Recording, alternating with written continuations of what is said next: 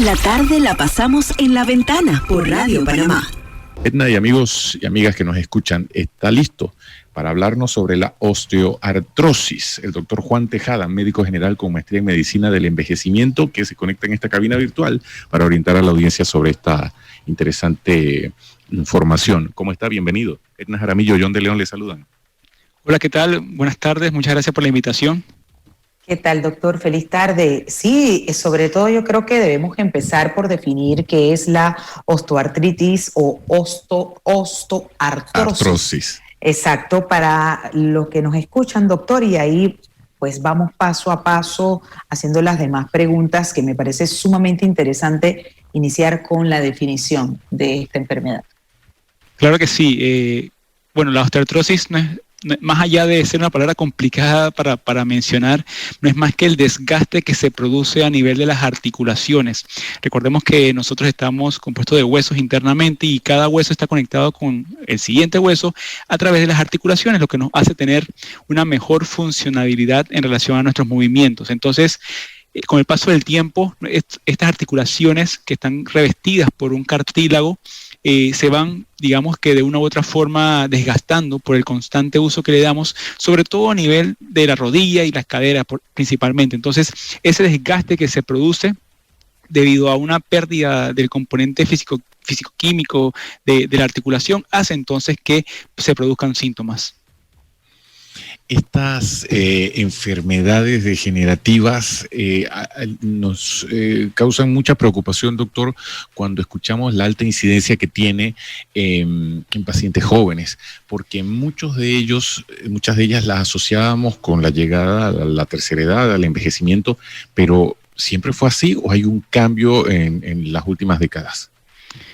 Claro, definitivamente al hablar de osteoartrosis, lo primero que se nos viene a la mente sí son personas de edad adulta, arriba de 65 años, donde aún todavía siguen siendo, por decirlo así de una u otra manera, el grupo principal donde se presenta esta enfermedad o esta condición clínica.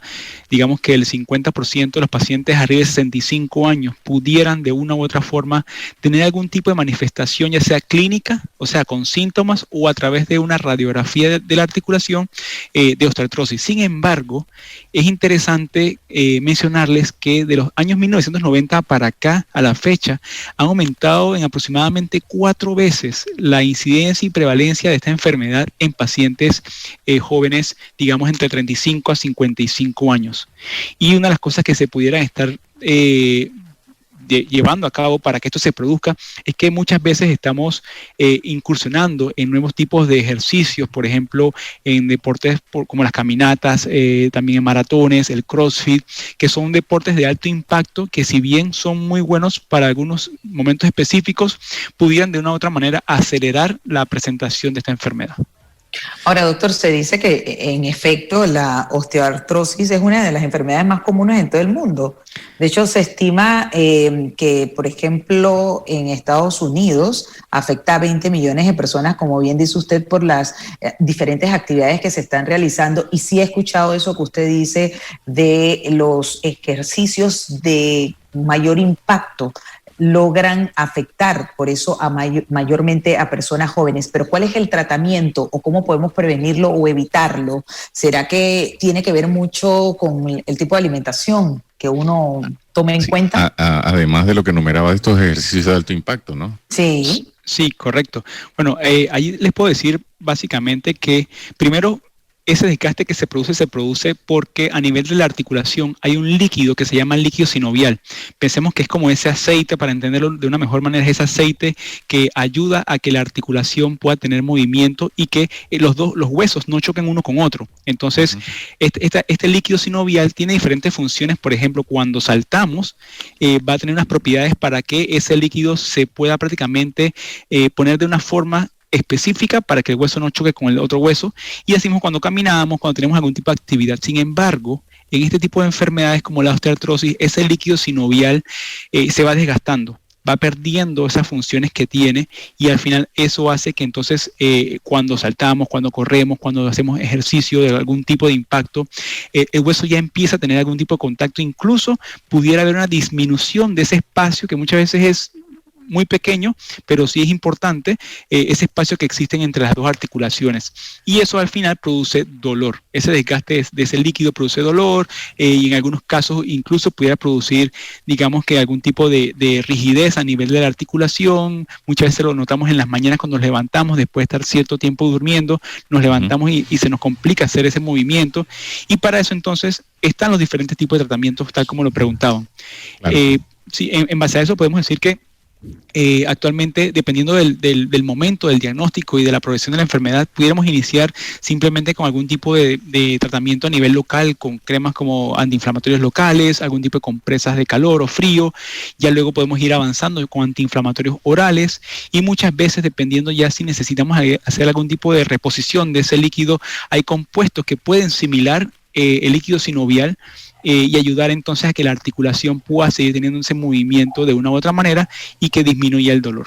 Doctor, pero usted sabe, lo escuchaba mientras que hablaba también hace un momento sobre la alta incidencia en deportistas que hacen alguna actividad de alto impacto, pero mientras que usted mencionaba eso, también venían a mi mente, por ejemplo, las personas que trabajan moviendo carga, equipo o cosas muy pesadas, los que, por ejemplo, los enfermeros o las enfermeras que tengan los que trabajan asistir, en construcción, por ejemplo. Que asistir, sí, toda esa amplia gama de personas que hacen esfuerzo constante también tienen una predisposición.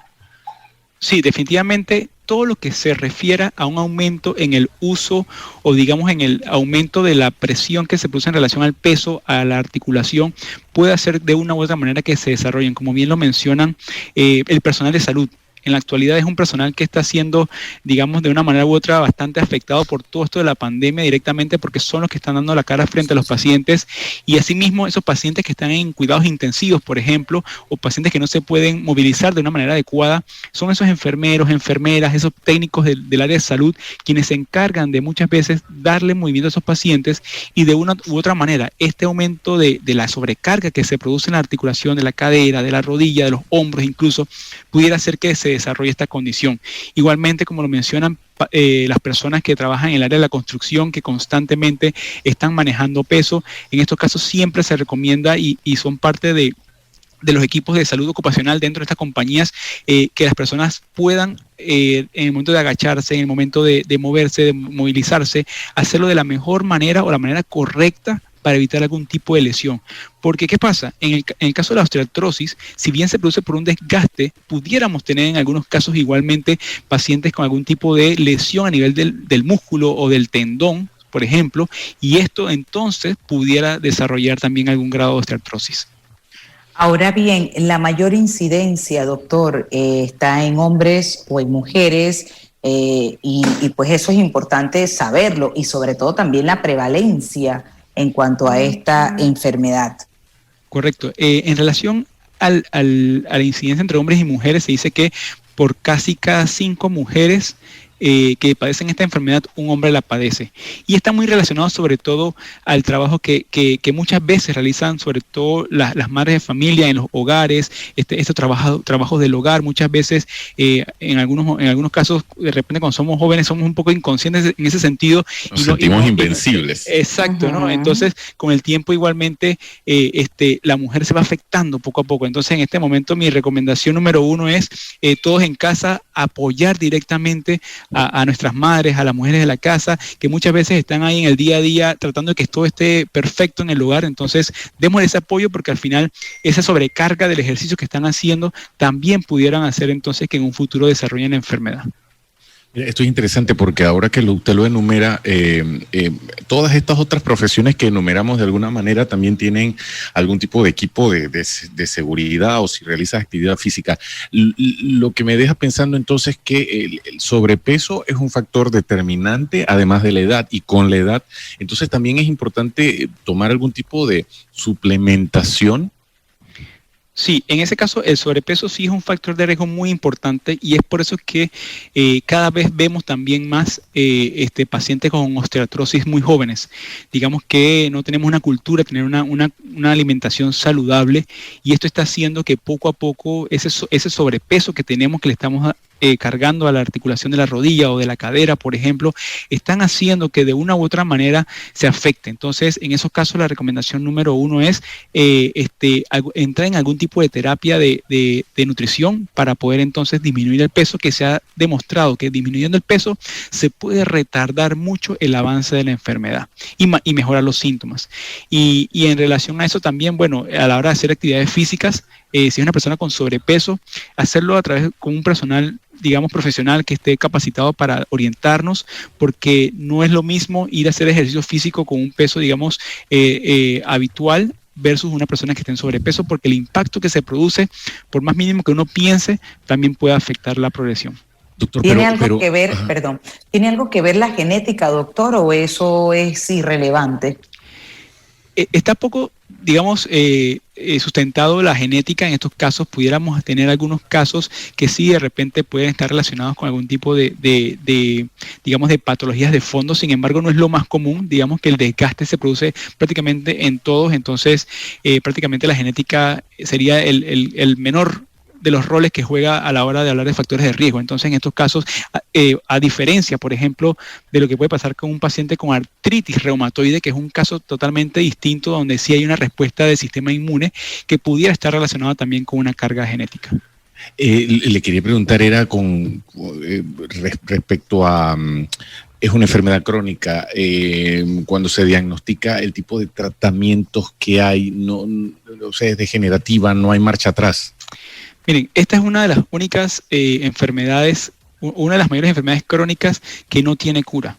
Entonces, en ese sentido, el paciente va a ir progresando. Una vez que se hace el primer diagnóstico, sí se puede retrasar con las terapias, como les mencionaba, de repente la infiltración de estos líquidos que simulan el líquido sinovial pudieran retrasar la cirugía, sobre todo hasta por 7 años, según algunos estudios clínicos. Sin embargo, con el paso del tiempo y dependiendo de los cuidados que tengan las personas, va a llegar el momento en que el paciente lo más seguro requiera una cirugía, y es allí entonces cuando tiene que conversar bien con su médico, sobre todo un ortopeda, que le pueda dar sobre todo la orientación específica para indicarle en qué momento sería necesario.